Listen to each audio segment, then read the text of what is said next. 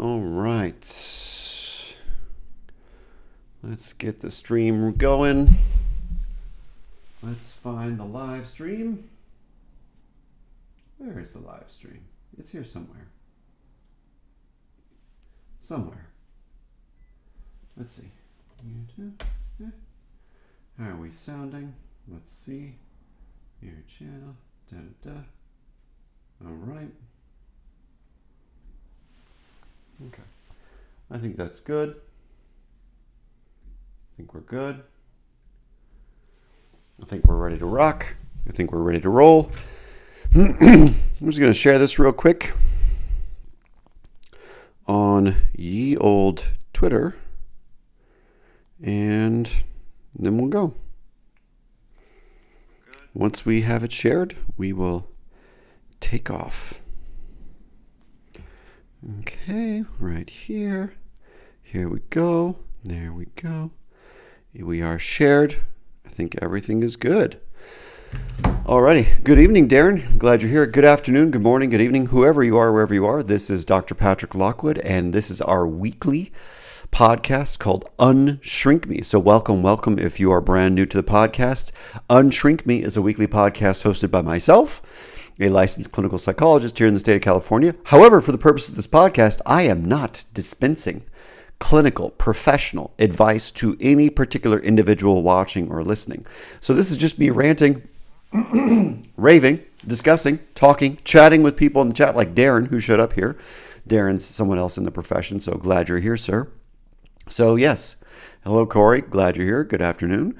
And so this is a weekly podcast all about topics related to clinical psychology, psychiatry, and broadly what is called mental health. So this podcast is for you, the consumers of mental health services. So anyone out there watching and listening, the real goal of this podcast, if you're brand new to it, is to give everyone a better shot at getting what they need and deserve from the people and professionals they're working with. So this is a podcast dedicated to the consumers. Even though a lot of people who come chat are in the profession, the goal is to have a well-rounded view on daily, weekly, popular topics regarding mental health. So to that effect, what I'll be doing is pulling from the chat and what people are saying. I'll be pulling from Twitter and discussing popular topics on Twitter and hopefully making them make more sense for the people who are out there seeking out counseling, coaching, psychiatry, psychology, so that you can, again, get the most out of the services you are seeking and paying for, because your time and your money is very important, and I want you to spend it as wisely as possible. And so hopefully something we say each week is useful and helps you get the most out of your services so you can achieve whatever your mental health goals actually are. But again, this is not professional advice to an individual listening. This is just my hot takes and everyone else's opinions in the chat as well. So again, please come chat. If you're watching this after the fact, weeks or days later, come chat. Come every Saturday, 3 o'clock Pacific Standard Time. Let's have fun. Tell me what you think. I'd love to hear your opinion. Whether you're in the profession or not, all opinions are welcome. And I think I have a pretty good track record of encouraging all opinions from all sectors. So welcome to my weekly podcast called UnShrink Me. And this is hosted on my YouTube channel called The Psychology Checkup. Please like, share, and subscribe. And let me know what's working and not working so we can make this better and more useful and occasionally more fun. Sometimes I'm even funny. So we'll see. Maybe today, maybe not. All right, so this week's podcast is a little interesting. We're going to follow up on the Lindsay Clancy topic. I think that will be useful, hopefully. We're going to follow up on the concept of empathy, what it is, what it isn't, and how it can be toxic or not. We're going to talk about self-awareness. I think that's going to be a lot. And then hopefully, if we have more time, we can discuss what's happening with aggression in therapy as well. So we got a lot on the agenda to address today.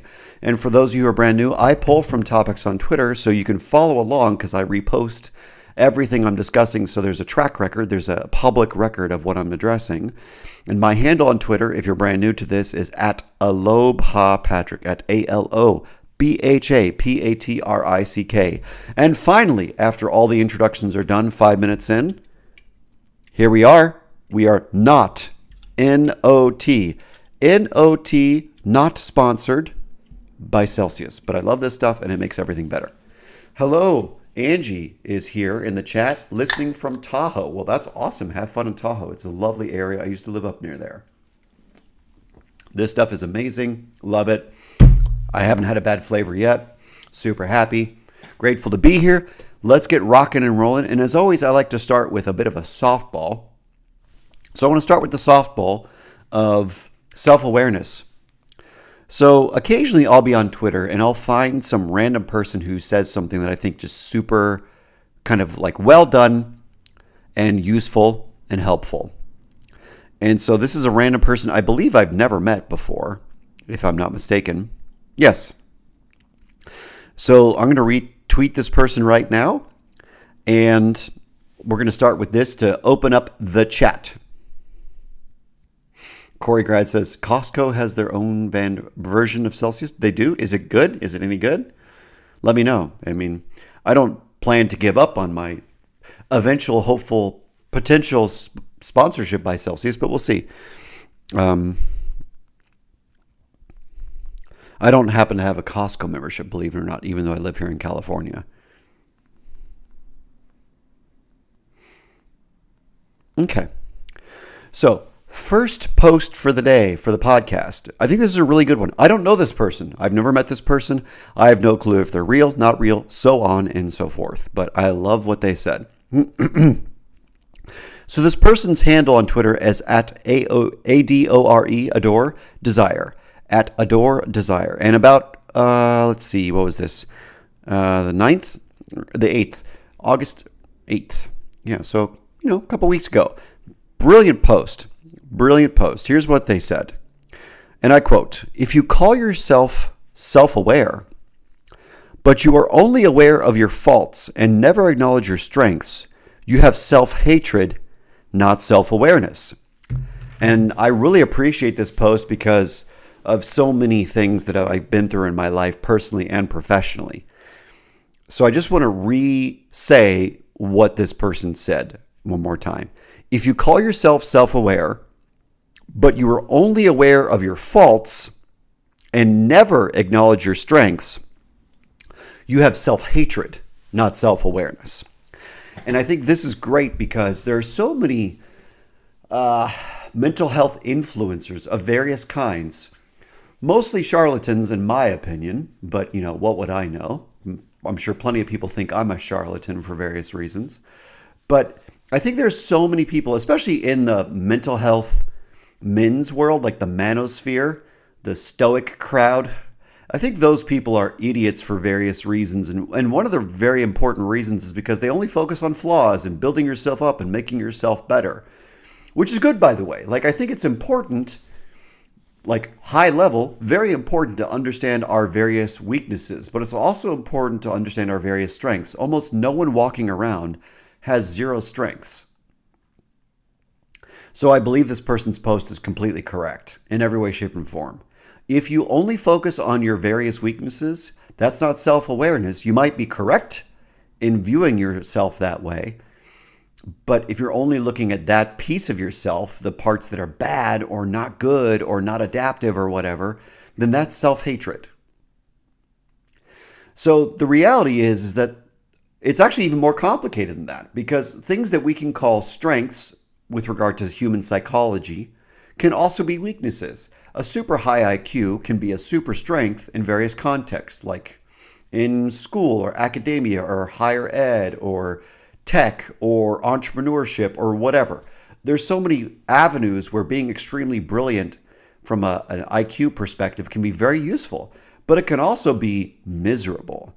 Because if you have a processing speed that's at the 99th percentile, then the rest of the world moves insanely slow compared to how your mind works, which means you're going to be miserable sitting at lunch listening to people talk about their day. And so it's not like there's one thing that's just a strength and only a strength.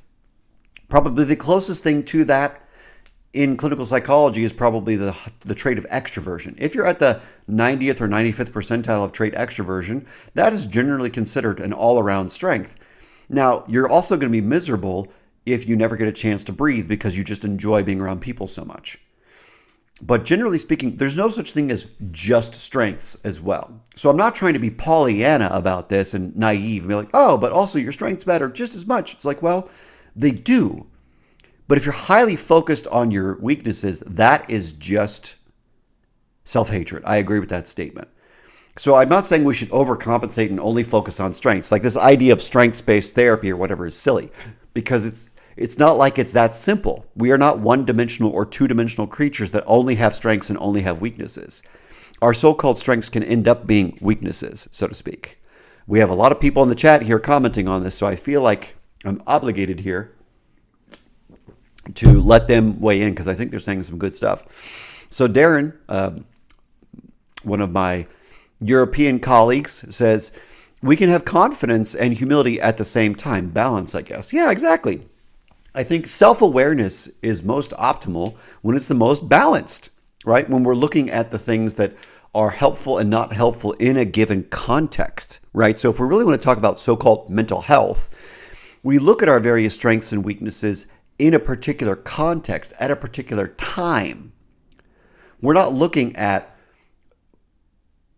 just generally how you function at all times, at all periods in history. It's not like you're the same person at 30 that you are at 15. That's absurd. And Seth Fowler, maybe joking, maybe not, says, low IQ is my strength. In fact, what I would argue for many people, just playing off of that for a second, is that in many cases, as they call it out there on Twitter, retard maxing can be useful. Because in many situations, caring and thinking about things that makes your life worse is actually worth nothing, right?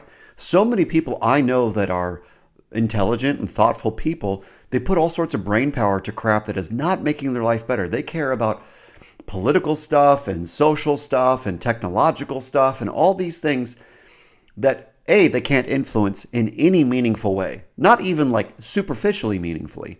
And B, their opinion doesn't matter because it's about their feelings, not about what they know and what they can do. So worrying about crap that's not actually germane to your life is ridiculous. And so in many cases, not caring. I think that when people talk about so-called retard maxing, I think that's what they're talking about. They're talking about staying hyper-focused on the one thing you can do, like a good machine, like a good ape of sorts.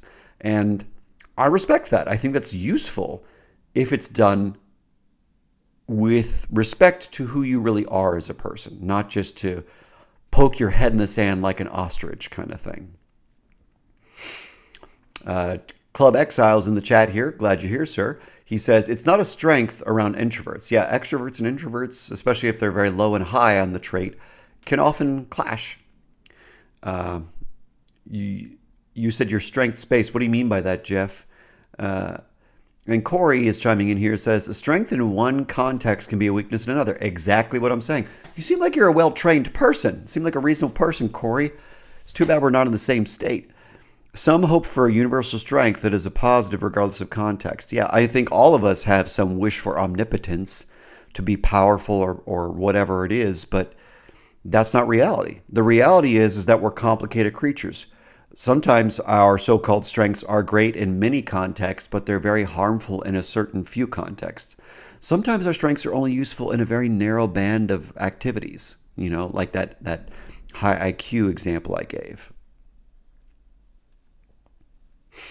Jeff says, I don't think emphasizing ability and competence is silly at all. I don't think there's anything wrong with emphasizing competence. I think it's a question of, are we overemphasizing it? Are we overcorrecting? Because back to the original post, if you're only focused on your so-called weaknesses, then that's self-hatred. And so the opposite of self-hatred is acceptance, not self-love. Self-love is the same thing as self-hatred, in my opinion. Acceptance is the opposite of hatred. So I think to really accept yourself, you have to be able to acknowledge both what is working in certain contexts and what is not working in certain contexts, and then extend the thought process to other contexts. So what's working for me in my marriage? What's not working for me in my marriage? What's working for me at work? What's not working for me at work? What's working for me with my friends? What's not working for me with my friends? Right? We are situation or context dependent creatures because we are so smart and we are so advanced as a species.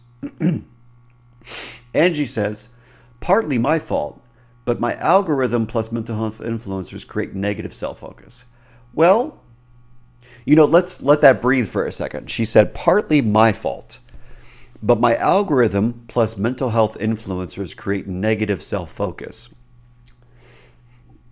Excuse me. And I think that's a big problem, what you're describing. The problem you're describing is, genuinely speaking, Twitter, Instagram, Facebook, TikTok, there are very few influencers who are all positive, who are all strengths. I think the vast majority of people who are out here in the influencer field are so focused on the negative. And, I'm guilty of that myself. I'm guilty of being negative, and I don't want to be on a regular basis. I don't think that living in that critical world is completely useful. I think that there's a lot of space for gratitude and seeing the strengths in people. So like, just to kind of be a man of my word and put my money where my mouth is, if I look at the people that are currently chatting right now, excuse me, and this is not just blowing smoke because I'm happy you're here. I think, one of the things that I've experienced with everyone who's currently in the chat right now, Angie, Jeff, Corey, Seth, Darren, I don't think I missed anyone, did I? But everyone who's here right now is an example of someone who I think is very reasonable. And I think because everyone here is reasonable, that gives me great optimism and hope for the future. Because, because genuinely speaking, if I can get 6 or 7 people in the chat who are very reasonable to come hang out and have fun and be critical, but be hopeful and thoughtful and helpful, then what I believe is there's plenty of people out there who are just doing good work that we've never heard about. Yes, there are the big loud people who do amazing things and terrible things, who are helpful in so many ways and terrible in other ways. But the truth of the matter is that although there's a lot of bad influencers, there's tons of great regular people that I happen to be friends with that you'll never hear about. There's so many great medical professionals, psychiatric professionals, therapists, clinical psychologists, counselors I know that I have the privilege of talking to that I will never probably see on a news channel, a major podcast interview. And those people are just out there kicking butt, doing good stuff, being of service, being helpful, being their unique personality, and just doing their thing. And that, I think, happens far more frequently than all of us pay attention to. Because I think, like Angie said, what we mostly pay attention to on Twitter in particular are all the high follower count people who are either charlatans or kind of unhinged or both. And so we are being fed a lot of negativity. And I think that to the extent that I contribute to that, I feel bad because I can get extra critical and pessimistic sometimes. I don't mean to be. So I think part of what we should do is be very careful about the people that we choose to take seriously too, because when I'm at my worst, I'm miserable to be around and I'm a bad influence. And when I'm at my best, I'm awesome to be around. And I'm a pretty good influence. I'm encouraging and thoughtful and grateful, And so we got to be careful about the people we let influence us. It's the influencer class that are more concerning than the average person who does the work in many cases. Darren says, some experts on social media make claims like if you don't feel good and do well all day and every day, there's something wrong. Right, which is absurd. Because the idea that you, quote unquote, feeling good all day or something is a sign of mental health is just not true. That's probably closer to mania or something than it is mental health. Because regular people, for whatever their so-called strengths and weaknesses, have good moments throughout the day and bad moments throughout the day. I think that's just part of being a regular person. And, how amazing is it that we get to be just regular people? One of the things that is the most amazing thing, the most miraculous thing in many cases, is that we just get to have friends and we get to eat food and not be shot at and not have our life threatened and have regular life that is relatively comfortable. That's a miracle. And I think that it's so easy to forget that. And then the mental health influencers like Darren's talking about, Angie's talking about, are the ones that are like, trying to convince us of some one-dimensional life or something. The podcast bros, the mental health bros, the whatever. Pick your stereotype of a mental health influencer. Whatever they are, they all have some one-dimensional life. Like, as much as I am not a huge fan, I have respect for this person. So I think Chris Williamson, if I'm not mistaken, just so I can say his name correctly and describe him correctly, I'm going to pull him up on Twitter.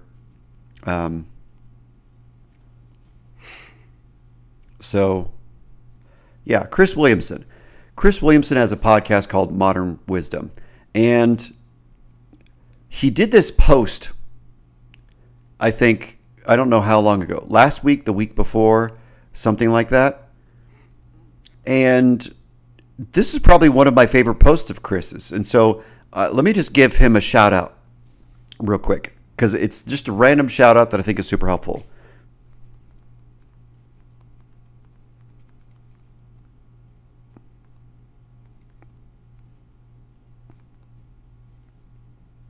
Okay, so Chris Williamson, I have some problems with some of the things he said, blah, blah, blah, blah, blah, some criticisms. We can talk about the specifics of specific guests he's had and so on and so forth. But here's what I will say, and I think this is what I appreciate about Chris, is Chris is very honest about his journey, right? So compared to other gurus, right? So there are many people with degrees and licenses on Twitter and Instagram and YouTube, like myself, who pretend to be mythical creatures who are just wise and smart and know things. And they don't tell the whole truth about why they arrived at the attitude that they have arrived at. They don't share their personal experiences that push them to see the things the way they see them. But Chris, in his post, I just retweeted it from August 5th, and his post is about over-optimization, like optimization culture, like being the most healthy, fit, cold plunge to death, sauna to death, whatever kind of person. And in his video, which I encourage you to watch, because I think he's doing a great job of role modeling the truth, which I have respect for. He says, listen, I was a professional party boy, fuck boy, whatever, and then I ruined my life, basically, but I was getting all this money for being hot and a party boy.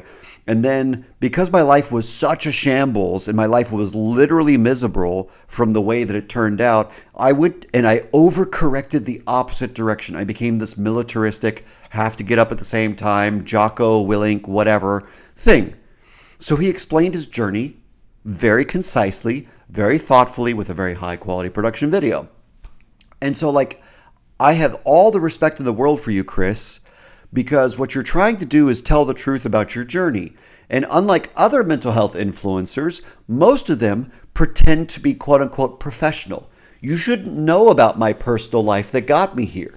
You shouldn't know about all the things that made me the way I am and gave me the opinions that I do, because I am the arbiter of truth, because I'm a professional. And there are many therapists in particular, clinical psychologists and psychiatrists on Twitter, who basically pretend that because they're trying to be neutral, right? They're hiding behind psychodynamic and psychoanalytic neutrality. They would never tell you specifically why, they've ended up this way. They would never admit the truth about why they ended up this way. And they're hiding behind professionalism because they have some belief that this is what allows them to be the most helpful and the most wise and sage and things like that, which I'm sure is true to some degree, but it's also narcissism. And I don't really respect that approach as much as I respect Chris Williamson's approach.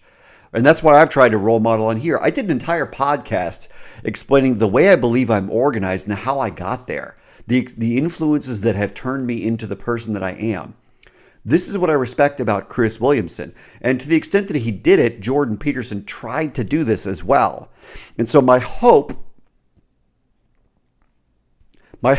is that more influencers can do what Chris Williamson's done and what I've done, and what Peterson tried to do a little bit, is to tell the truth about why I believe this thing that I believe. Because why I believe the things that I believe as a person is crystal clear. I will never sugarcoat what I believe to be true. It's either because of my clinical experiences as a psychologist, as a supervisor, as a professor, running rehabs, doing couples therapy and family therapy, or because of my childhood stuff or my personality stuff. I can tell you with very, very clear certainty and precision exactly what has caused me to think the thing that I think. And I will never sugarcoat it. Now, Seth Fowler, I'm probably going to open up a can of worms here, and maybe it's worth it, but let's see what I can do. Seth Fowler said, I agree with you, but I have to check with Shedler first to see if it's professional to do so. So our friend Jonathan Shedler, who's a clinical psychologist also here in California, very psychodynamic, psychoanalytic guy, is all about neutrality. And other than the very brief things that he says, you wouldn't know a thing about him. He is probably the expert, so to speak, in not sharing anything about himself. In his Twitter, in his podcast, he's just like, I am the professional and I am the blank screen. Even though he's not a blank screen, he certainly is really opinionated about what it means to be professional, number one. And number two, he's very good at hiding behind psychodynamic, psychoanalytic neutrality. And so, Seth, I appreciate what you're trying to do. Shots fired, says Corey Grad. It's going to get interesting. And who knows?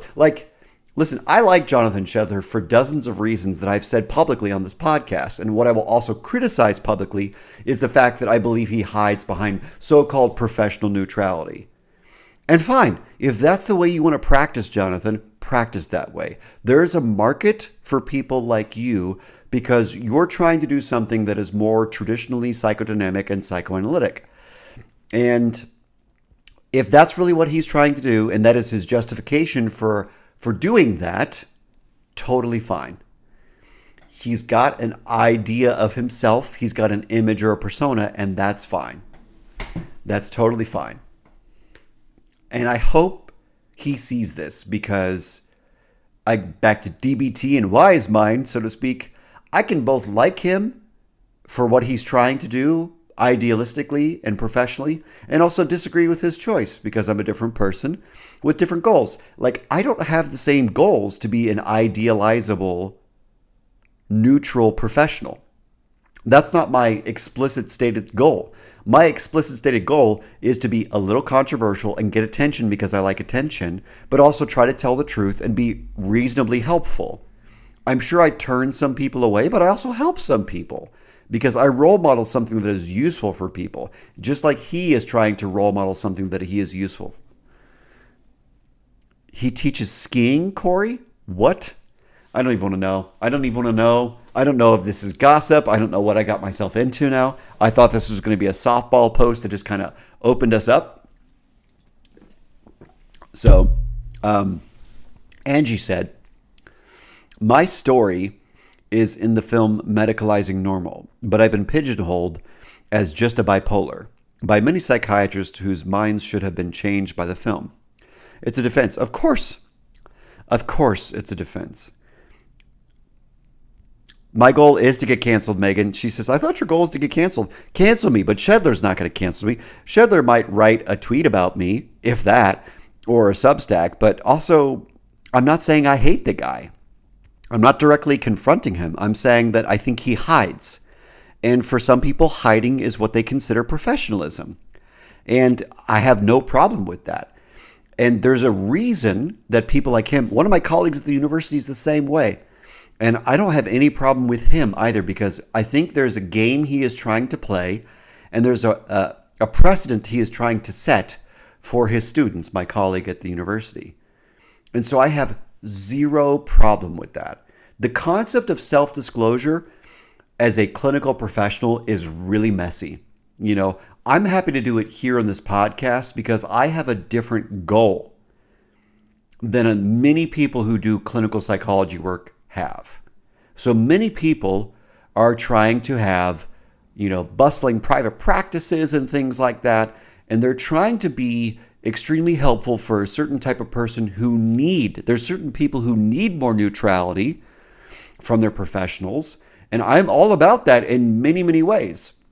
But because I don't have the same goal, my goal is just to like be a disruptor. That's my goal with this podcast. My goal is to make fun of the shrinks. That's why this podcast, by the way, is called UnShrink Me, because the narcissistic, I am better than you professionals are part of the reason we are in this mess to begin with. Whether that's the hippie female therapists who are, toxic femininity, or the therapy bros who are toxic masculinity or whatever, like all of them are the problem. All of them. Every last one of them are part of the problem. And so that's the spirit of this podcast, is let me talk about all the problems with all of us, because we are all part of the problem, which means we can all be part of the solution too, not to be too Pollyanna about it. Seth says, the shed, as he calls him, says a lot of great stuff. He just makes me cringe when he when he tries to polish his image. Yeah, I know. I agree. And so I don't have as much respect for people who are overly worried about idealizing.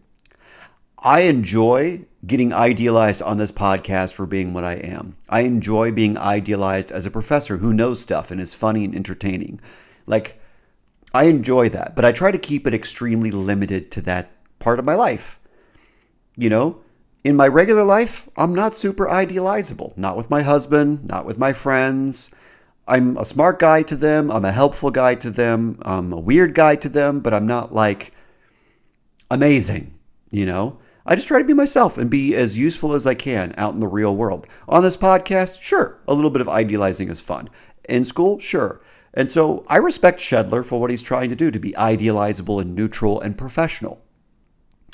I respect that. I don't know that it's what I would hope if it were me, but I'm not him. Maybe he has some good reasons, by the way. Just to give some credit to him, I think he has an ethical and professional reason why he likes that.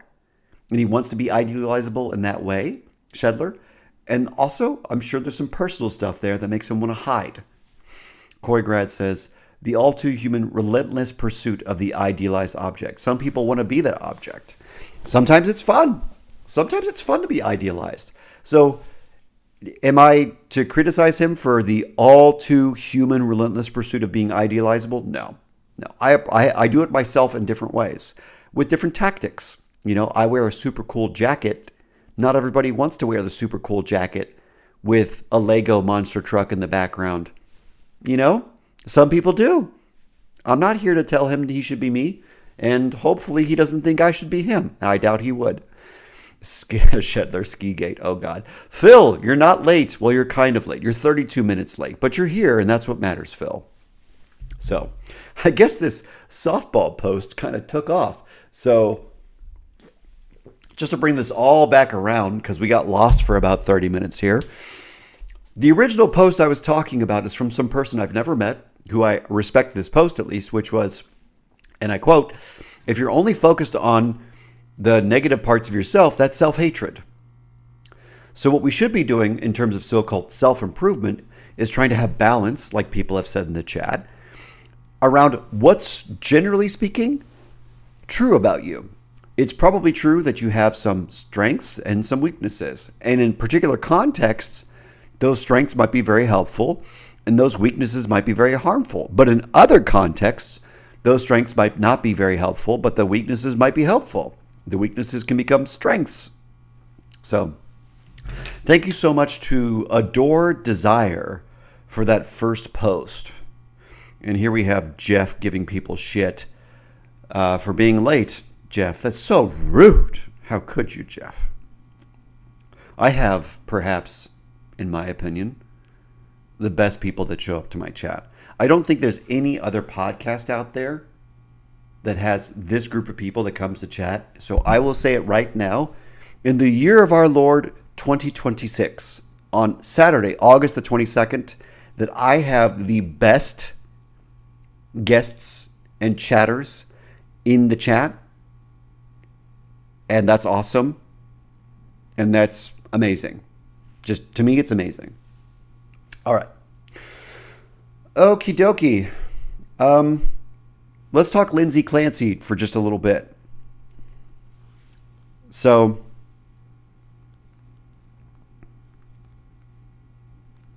just Jeff says, no, I have the best audience on YouTube. You'll have to settle for second. Well, we should arm wrestle about it, Jeff. That's what we should do.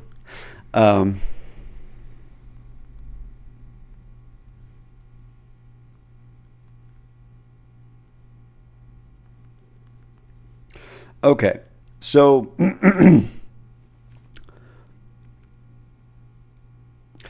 4 days ago, you feel idealized, Darren? Good, you should. You're great. You're awesome. 4 days ago, someone named Red, White, and BLND, Red, White, and Blonde, posted this about the Lindsay Clancy trial. And she said something I think is great. Excuse me. And so here's what she said. She said, and I quote, "Everyone's debating what she deserves, what Lindsay deserves.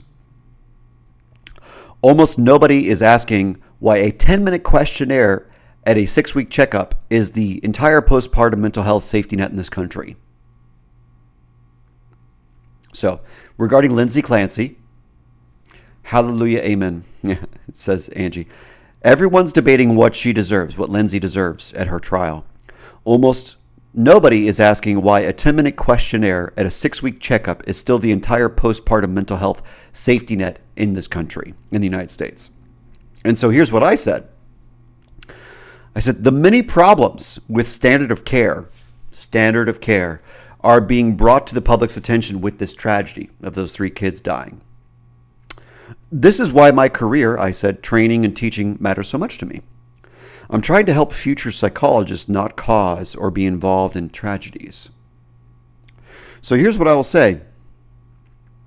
The idea that the standard of care is a quick check-in. How are you doing? Are you okay? Corey says, fucking preach, man.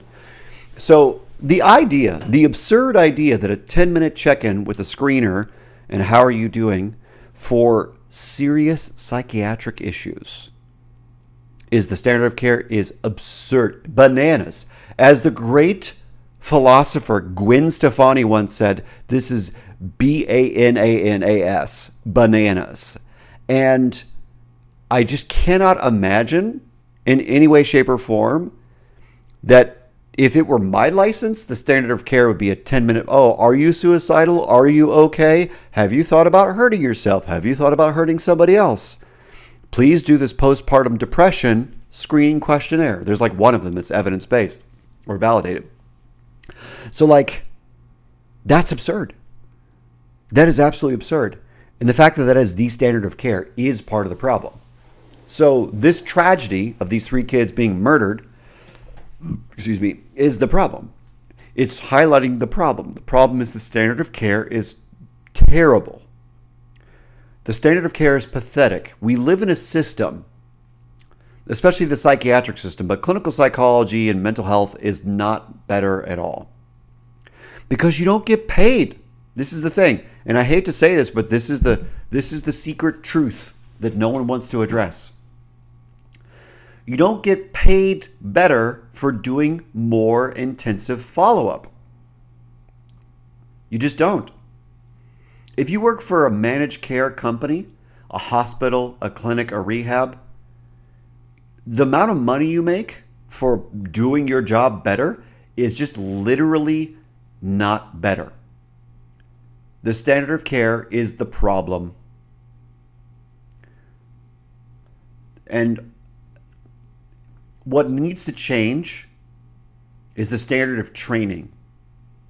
Because the standard of care is built by financial incentives. It is not built by ethics. You know, as much as I detest the American Psychological Association, one of the things that I appreciate about their ethics code is that they're very clear about principles of beneficence and non-maleficence and things like that, and how to use testing correctly, you know? So there's so many good things in our ethics code as clinical psychologists that I think are useful if we can enforce them more. Because what happens is otherwise smart and sane and ethical people find themselves in systems that are highly flawed and corrupt, which means the standard of care in terms of financial incentives is at odds with ethical care. And it's disgusting. If you can't get more money to do a full conversation with the person, and you're burnt out and you need to see 15 people a day to make enough money, why would you spend an extra 30 minutes with the person, even though it's not going to make you any more money and you don't think this person's that sick to begin with? That's the logic. And I'm not saying it's good logic. I'm just saying it's that the financial incentives are all screwed up and they are completely at odds with ethical care. Until we can get paid more from the system, the managed care system, for doing good work, people will continue to slip through the cracks. These giant cracks that exist because managed care doesn't want to pay for psychiatrists and psychologists and LCSWs and all these things. So the system is screwed from top to bottom, and the greedy managed care companies are part of the problem. But that's one thing that's true, but here's a second thing that's true. And this is something that I think I want to go back to what I said earlier from the prior topic, which is it's so important that professors like myself and others, that clinical supervisors emphasize protecting patients and protecting the public. Not because we want to infantilize them, but because doing more, even when you can't get paid for it, is still worth it.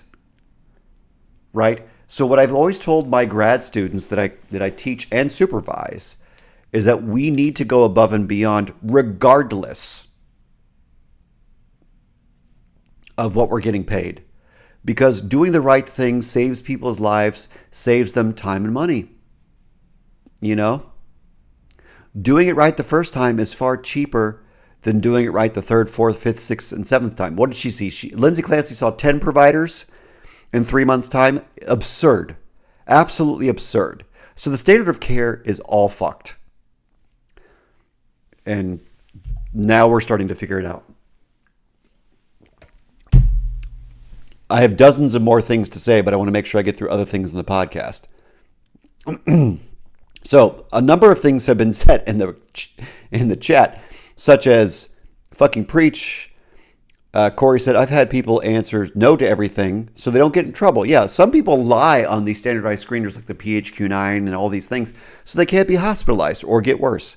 Seth says, the standard of care is pathetic and killing your kids must carry consequences. Well, we'll see what consequences she gets legally, you know. Megan says, it's the PHQ-9.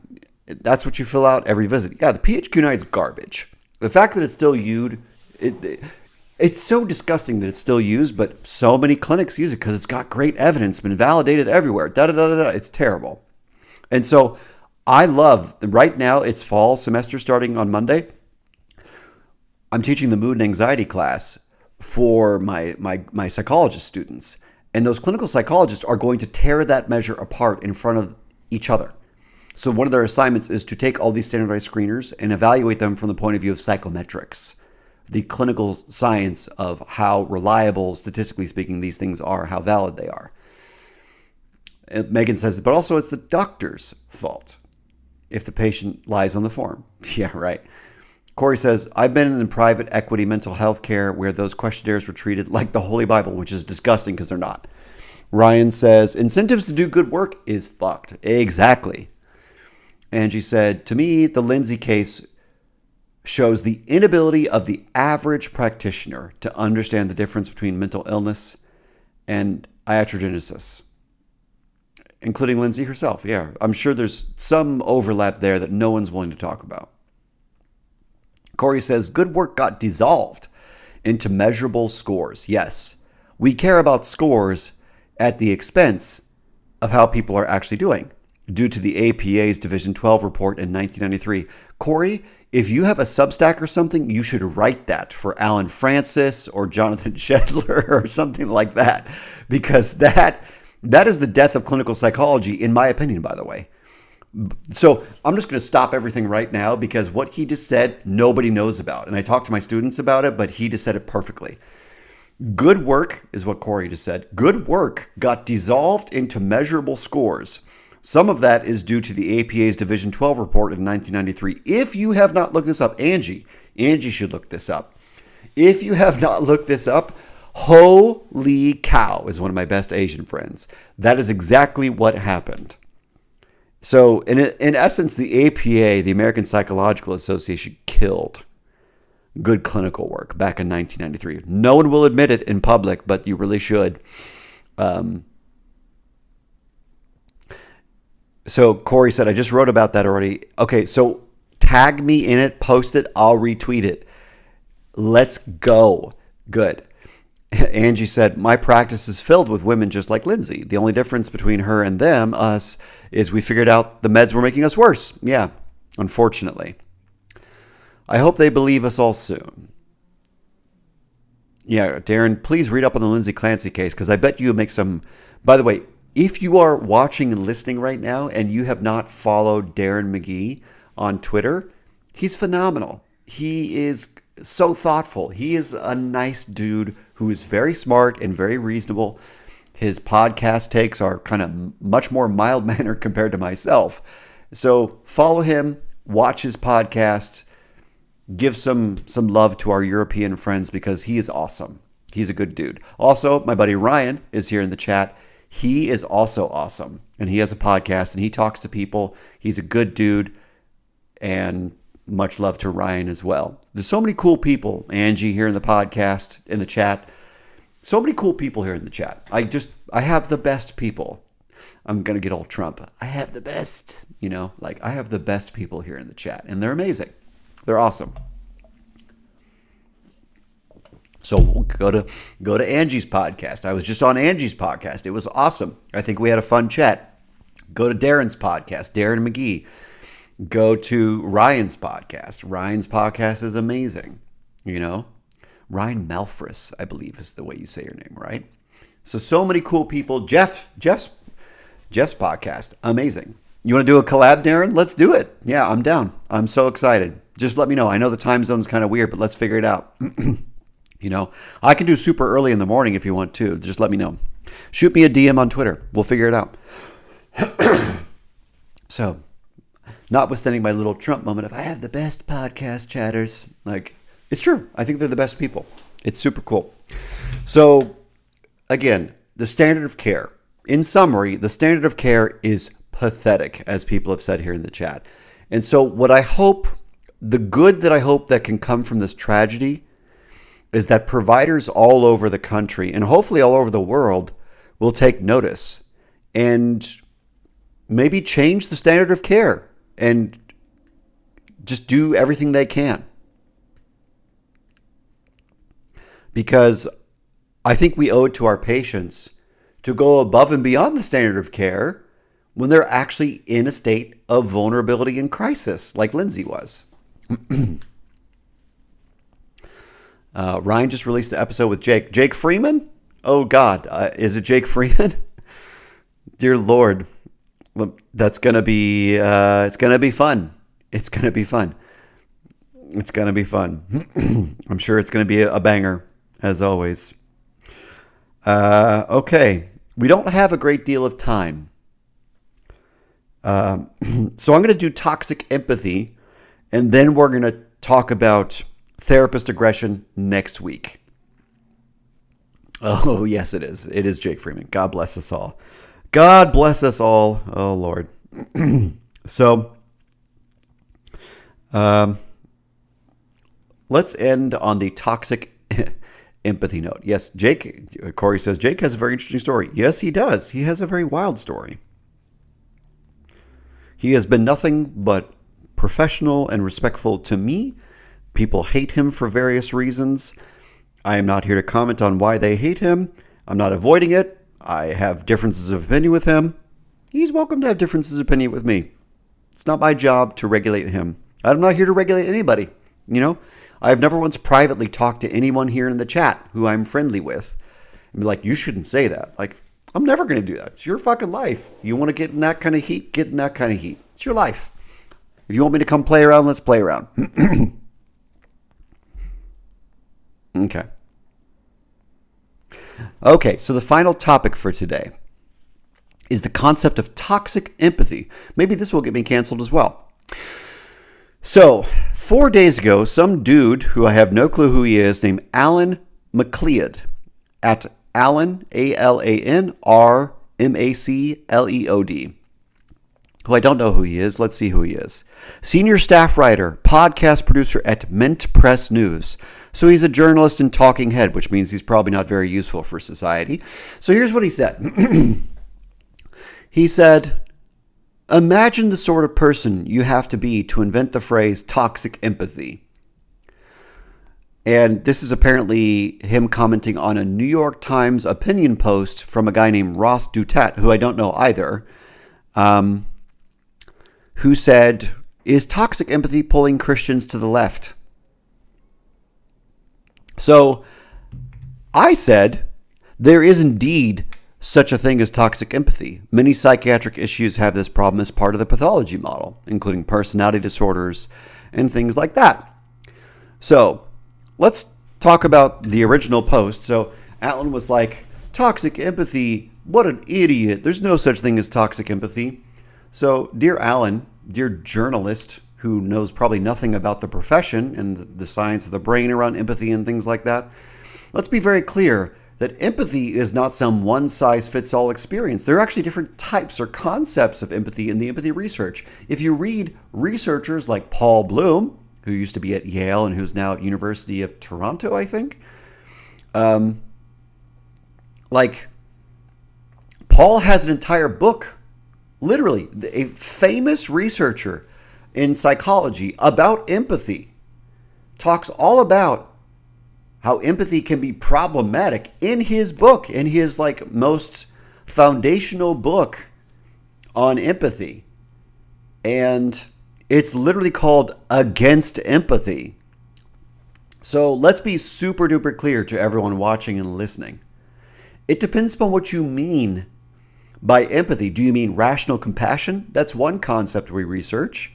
Do you mean affective empathy, where we have intense feelings that we believe match the internal states of other people? So if I see you sad and I feel profoundly sad in response to how you feel, that's called affective empathy. And if you look at the research on so-called affective empathy, that is the most toxic thing on the planet because it encourages us to do things that violate our values and harm people. And there's just, 40 years of research on the problems of empathy in clinical psychology and in the regular general research psychology world. Old school psychoanalysts have talked about the problems of empathy. So empathy is not this beautiful thing, and thank God we have it. Empathy, depending upon how you're defining it, can be absolutely horrific. And so it can be the problem of too much empathy, like you believe that you're relating to a person. It can also be the problem of no empathy, where you think people are useless and stuff like that. Excuse me. Also, to be clear, empathy is mostly projection. Empathy is mostly a fantasy based upon the data of our life experience. 90% of empathy is about us. 90% of whatever drives us to react and empathize is about us and the data in our head from our life experiences. At maximum 10% about the information from the outside world and how you're consciously processing the information from the outside world. Empathy is mostly selfish, and it is mostly projection. It is a fantasy about what you wish to be true. So if you see someone crying and sad and you wish for that to be real and relatable to the sadness you've experienced, you will cry as well. And so empathy is not your friend, by the way. Freud called empathy evenly hovering attention. And it's hard to be evenly hovering when you're emotionally overwhelmed. So affective empathy is mostly toxic, believe it or not. And so the concept of toxic empathy, regardless of culture war bullshit that Alan is commenting on, it's 100% real. And no, I am not some closeted conservative that thinks people need to pull themselves up by their bootstraps. As you can tell by the shirt and the jacket, not much is super closeted about me. So let's be clear.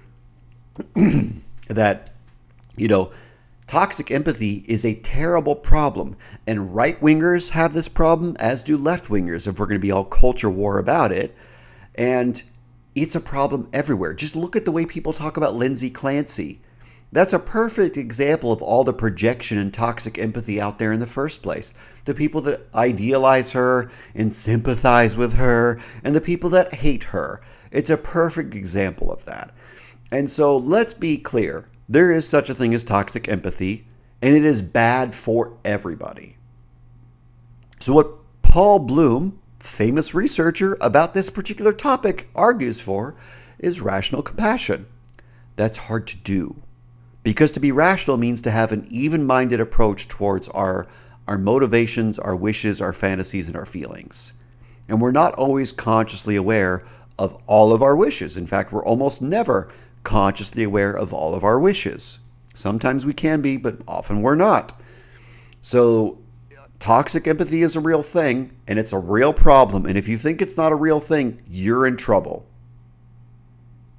You're in big trouble. Yeah. Corey says, anything, and I mean anything, that is too pure, too concentrated will become toxic. Yeah, that's how chemists deal with the concept of toxic, and toxicologists deal with it. Megan says, empathy, a strength that can also be such a weakness that it causes your downfall. Happens all the time in romantic relationships, in friendships, in rehabs, everywhere else. Corey said, at some point, empathy became this all-consuming thing where you mind meld with people and your identity dissolves into them, which is terrible for everybody, by the way. For some of these people, he says, empathy seems like a performative thing in this giant good person competition. Yeah. And the idea that back to being idealizable, right? Like, I want to be a good person. I think you do. But the problem is that you're not a good person. Like, none of us are good people. We are often good. We are good sometimes. But the idea that we are in total a good person is absurd. Because that means that we have perfect knowledge of ourselves, that we can make that judgment in the first place, which is bananas. We cannot be perfectly self-aware. So we have no clue how good of a person we are. I would argue that all of us have sadistic tendencies, aggressive tendencies, voyeuristic tendencies, etc., that can be used for harm, including empathy and things like that.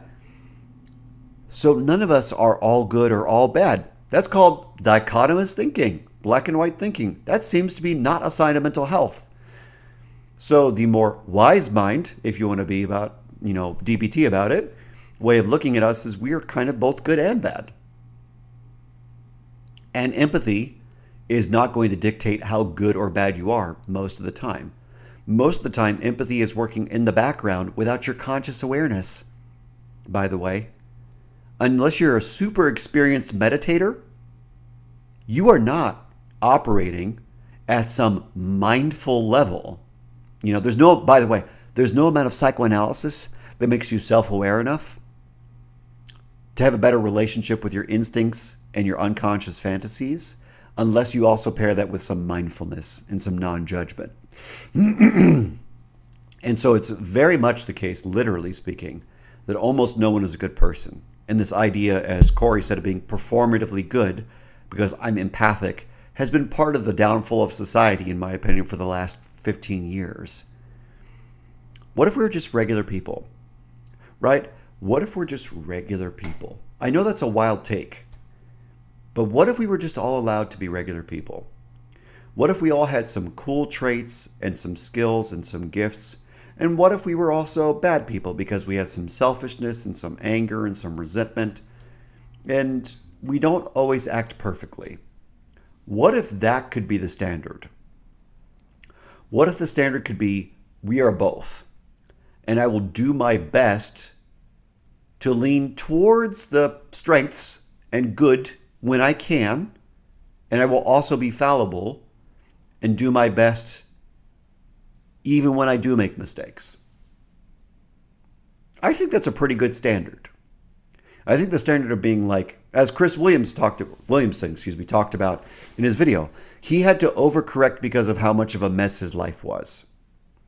And I think a lot of people live in that idealizable state. And I just genuinely think that's terrible for most people. I think it just creates such a miserable life for the vast majority of people. And I do not wish that on anybody, that you have to have an optimized mind. Because there's no such thing as an optimized mind. There's no amount of caffeine.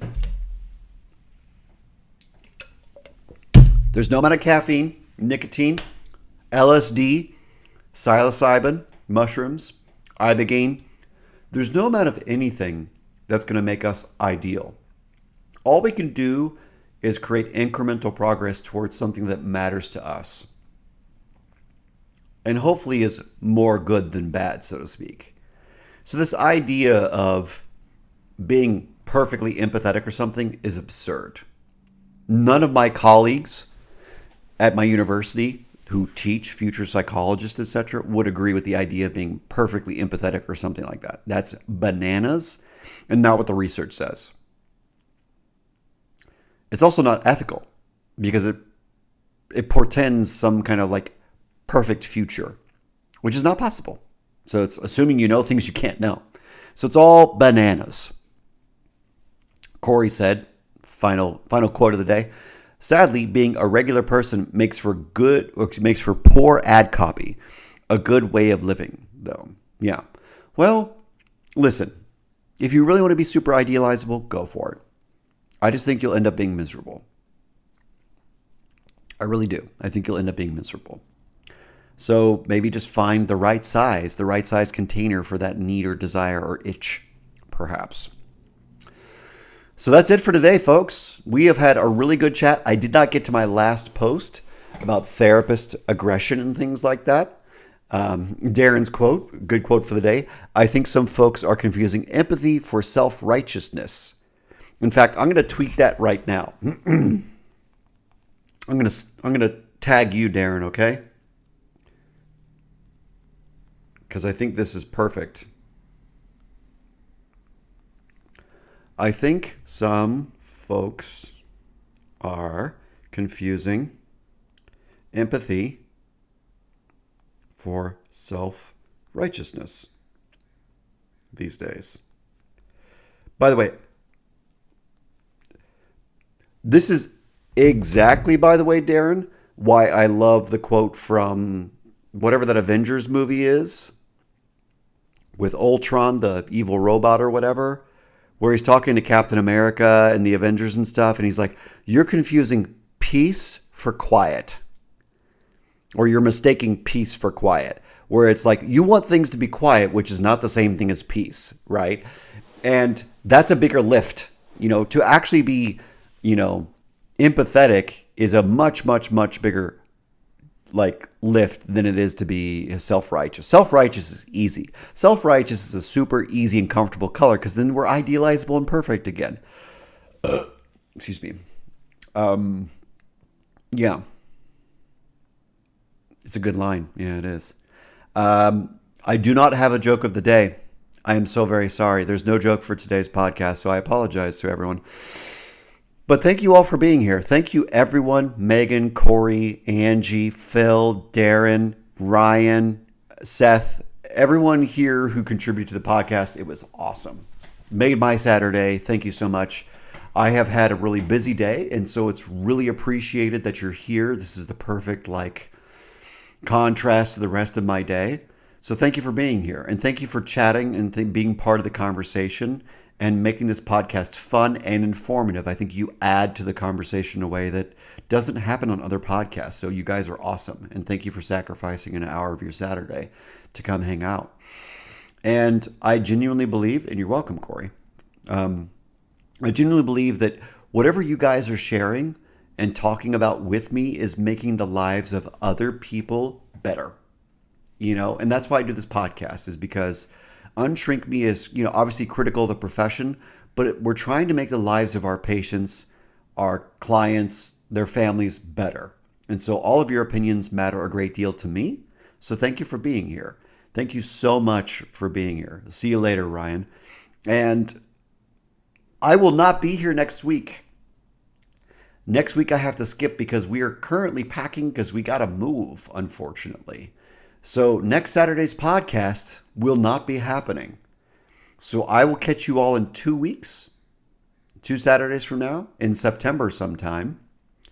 And I hope you all have a good rest of your Saturday. Please like, share, and subscribe. Please come at me on Twitter. My handle is at Alobhapatrick, at ALOBHAPATRICK. Come get me on Twitter. Let's talk about anything that we've discussed on this podcast or prior podcasts. And let's discuss whatever's on your mind that can make the lives of people better when it comes to their mental health. Corey says, I hope the movie goes well. Thank you, sir. I hope it does too. We'll see. It'll be fine. It always is. So please like, share, and subscribe on YouTube. This is the Psychology Checkup of my weekly podcast. It's called UnShrink Me. Thank you for being here. I'll catch you soon. And please take good care of yourselves. Have good food. Have good sex. Make sure you rest. Make sure you work out. And get everything that you need because life is short.